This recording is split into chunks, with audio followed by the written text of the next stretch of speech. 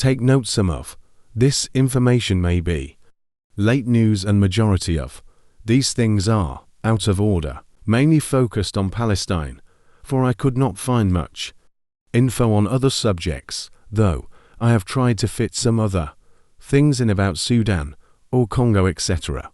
Another flower massacre had happened in northern Gaza March 15, 24. 60 murders, 160 injuries. IOF opened fire on 30,000 Palestinians that had gathered to receive aid in northern Gaza Strip.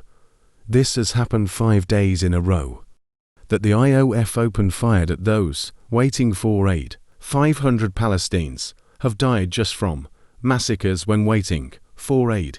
Occupations forces are opening fire at people recovering bodies and trying to rescue the injured. The amount of murders is expecting to rise because of lack of medic supplies and no functioning hospitals. Many families are having to open up go-fund-mes just to have a slim chance of escaping with family members. Updates in Yemen. Airstrikes are happening at the capital of Yemen.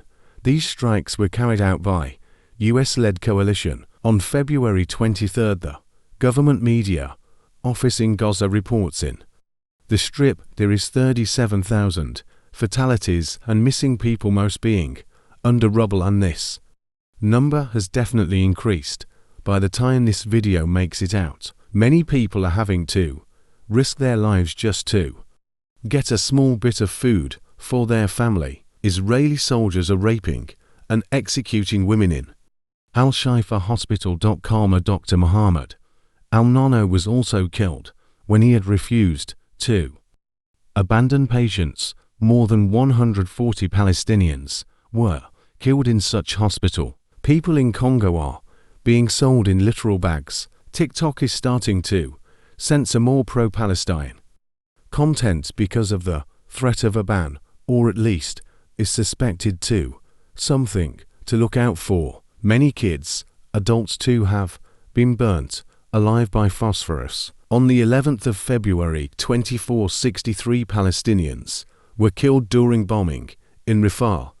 Rafah was the only place people at the time had to go for safety. 1.5 million civilians had to resort to there, and it was bombed heavily. There has been bombing in Goma, and the situation is getting worse. Many more people are being displaced, and that's only an additional problem. Paired with the continuing force of mining practices, there is also a huge issue with violence towards civilians. Around February 13, 24, there was a huge nationwide internet and telecommunication blackout in Sudan.